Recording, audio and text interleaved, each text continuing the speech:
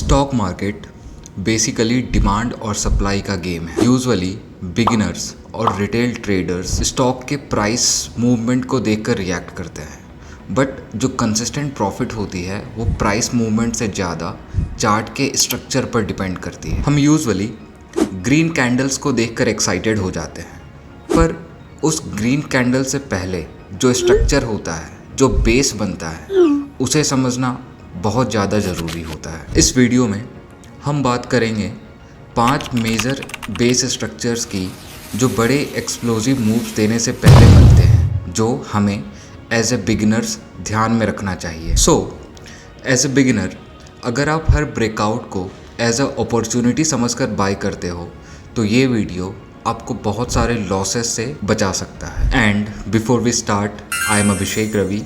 I am a data scientist by profession and I document my swing trading learnings through a structured data driven mindset. So let's begin. सबसे पहले एक basic सा सवाल, आखिर basis बनते क्यों हैं? चलिए इसको क्लियरली समझते हैं। जैसा कि हमें पता है कि मार्केट में 3 टाइप के पार्टिसिपेंट्स होते हैं, retail traders, short term traders and institutional investors. अब ध्यान से समझो, जब भी कोई स्टॉक डाउन ट्रेंड में होता है तो उस समय क्या हो रहा होता है?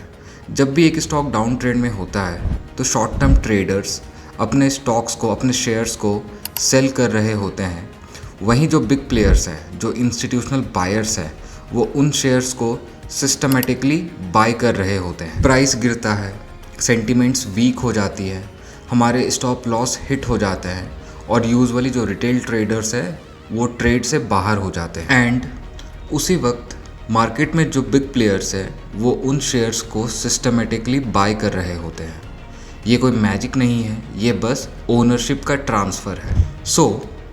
यूजुअली हम बेस को एक सिंपल लैंग्वेज में ऐसे समझ सकते हैं कि बेस का सिंपल सा मतलब होता है कि शेयर्स को वीक हैंड से लेकर स्ट्रॉन्ग हैंड्स के पास पहुंचाना, और जब ये चीज़ें हो जाती है तो वो स्टॉक अपने नेक्स्ट फेज़ के लिए तैयार हो जाता है, नेक्स्ट फेज़ में एक्सप्लोजिव मूव्स देने के लिए तैयार हो जाता है। देखो, एज अ बिगिनर हमें स्टॉक मार्केट के टर्म्स में एक बात को हमेशा याद रखनी चाहिए कि the bigger the base the bigger the move. जब भी कोई स्टॉक महीनों तक साइडवेज चलता है तो हमें लगता है कि यार ये तो साइडवेज चल रहा है, यहाँ पे कोई मूव्स नहीं आ रही। बट रियलिटी में जब भी एक स्टॉक साइडवेज में चलता है तो वहाँ पे वो नेक्स्ट एक्सप्लोजिव मूव्स के लिए तैयार हो रहा होता है। बिग बेसिस 2 सिचुएशंस में बनते हैं, पहला बिग डिक्लाइन के बाद एंड दूसरा बिग रैली के बाद। तो चलो सबसे पहले हम उन बेसिस की बात करते हैं जो एक बड़े डिक्लाइन के बाद फॉर्म करते हैं। जब भी कोई स्टॉक क्रैश करता है तो रिटेल सेलिंग से हेवी सप्लाई क्रिएट होती है एंड बिग प्लेयर्स जो इंस्टीट्यूशनल बायर्स होते हैं वो उन सप्लाईज को कंसिस्टेंटली एंड ग्रेजुअली एब्जॉर्व कर लेते हैं। रेंज वाइड होती है, थोड़ा टाइम लगता है, बट धीरे धीरे कुछ चीज़ें चेंज होने लगती है। डाउन मूव्स छोटे हो जाते हैं, वॉलेटिलिटी धीरे धीरे कम होने लगती है एंड प्राइस भी स्टेबल होने लगता है। एंड ये वीकनेस नहीं है, ये स्ट्रेंथ बिल्डअप होने का सिग्नल होता है। तो गाइज चलो सबसे पहले एक एग्जांपल देखते हैं उन बेसिस का जो कि एक बिग डिक्लाइन के बाद बनता है। जैसे कि आप मेरे स्क्रीन पे देख पा रहे हो, ये मैन इंडस्ट्रीज इंडिया लिमिटेड के चार्ट है। अगर आप स्क्रीन पे देखोगे तो ये जो पीरियड था, 1 मिनट में उसे मार्क कर देता हूँ, दिस वन, इससे मैं दिस है ना, ये एक डिक्लाइन का फेज है, राइट, दिस वन। और ये कब तक चला है? अगर मैं टाइम ड्यूरेशन देखूं ये कब तक डिक्लाइन में था, तो it was in decline for around 180 days. ये 6 महीने तक डिक्लाइन में था। तो यहाँ पे क्या हो रहा है, ये डिक्लाइन हुआ, मैं इसे हटाता हूँ।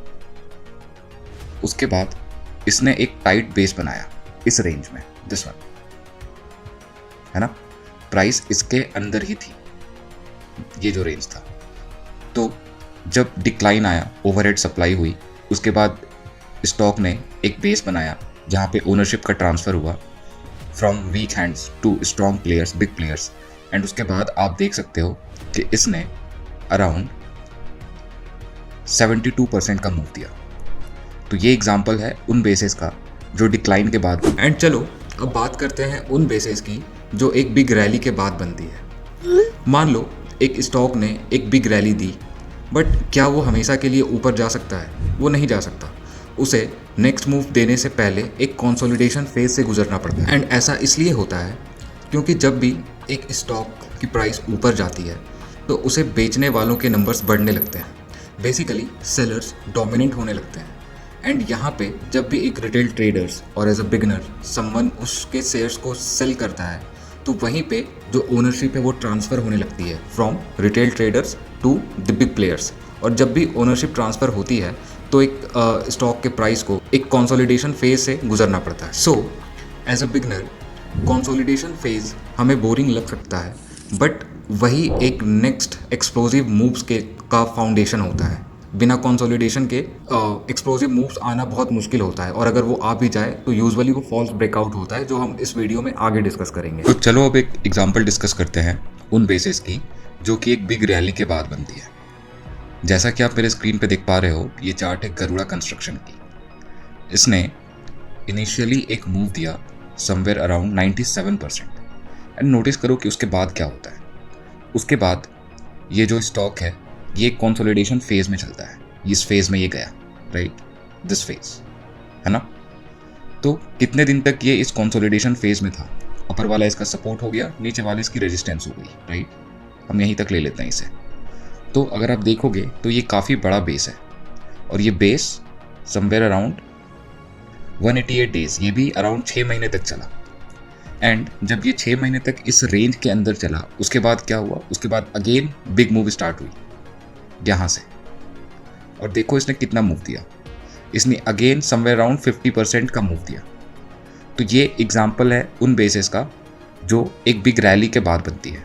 आई होप ये एग्जाम्पल आपको क्लियर है। अब बात करते हैं एक ट्रैप जोन की, जो कि है फेक ब्रेकआउट बेस। तो चलो हम सबसे पहले बात करते हैं कि एक फेक ब्रेकआउट बेस आखिर होता क्या है। मान लो किसी स्टॉक में ब्रेकआउट आया एंड स्टॉक की प्राइस रेजिस्टेंस के ऊपर चली गई, बट कुछ ही दिनों में प्राइस वापस गिरकर जो कंसोलिडेशन का रेंज था उसी के अंदर आ गया। एंड फिर हम सोचते हैं कि यार बस मेरे ही एंट्री के टाइम स्टॉक की प्राइस रिवर्स हो जाती है, बट ऐसा नहीं है। रिलैक्स। देखो, फेक ब्रेकआउट का ये मतलब नहीं होता कि स्टॉक वीक है। इसको हम ऐसे समझ सकते हैं कि स्टॉक की सप्लाई अभी पूरी तरीके से एब्जॉर्ब नहीं हुई है।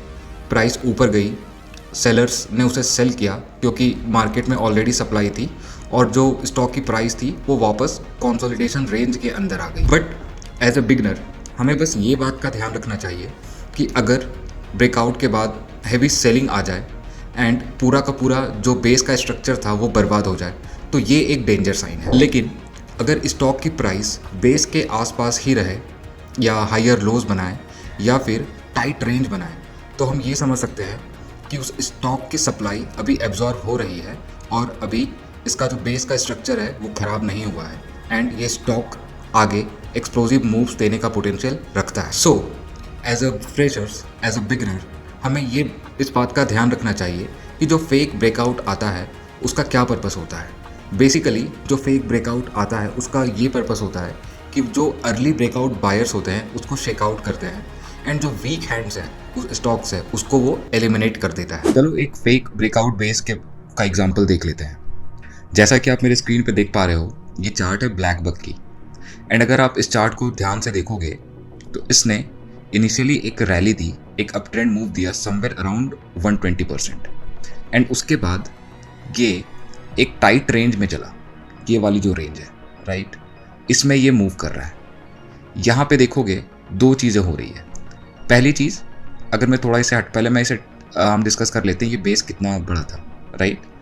ये समवेयर अराउंड 210 दिन तक, है ना, 210 दिन यानी कि कितने, 7 मंथ्स होते हैं। 7 मंथ्स तक ये इस रेंज में चला है, इस कंसोलिडेशन रेंज में चला है।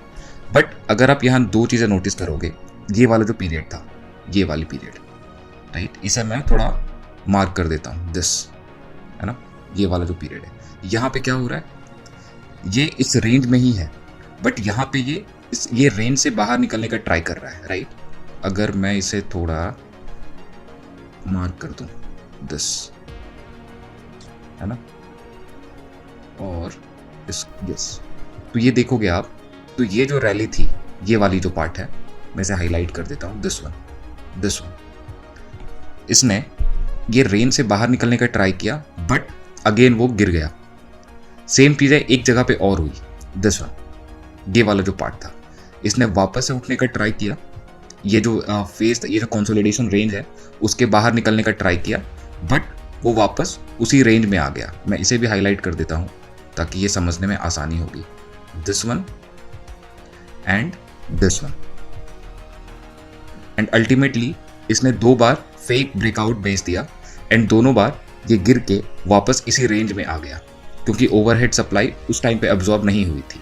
एंड अल्टीमेटली उसके बाद इसने मूव दिया यहाँ से, है ना, दिस समवेयर अराउंड 52% का इसने मूव दिया।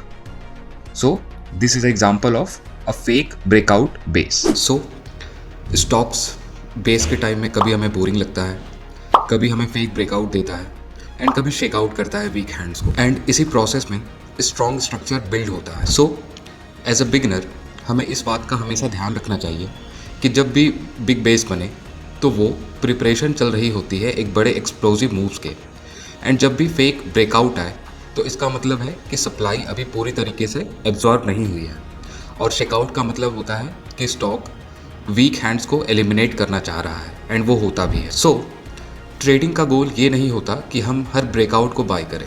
ट्रेडिंग का ये मतलब होता है कि हम पहले एक स्ट्रॉन्ग स्ट्रक्चर को आइडेंटिफाई करें एंड उसके ऊपर प्रोबेबिलिटी के साथ प्ले करें। एंड अगर आपको ये डिस्कशन अच्छी लगी हो तो प्लीज़ चैनल को सब्सक्राइब कर लीजिए ऐसे ही स्ट्रक्चर्ड ट्रेडिंग कन्वर्सेशंस के लिए। एंड तब तक के लिए थैंक यू।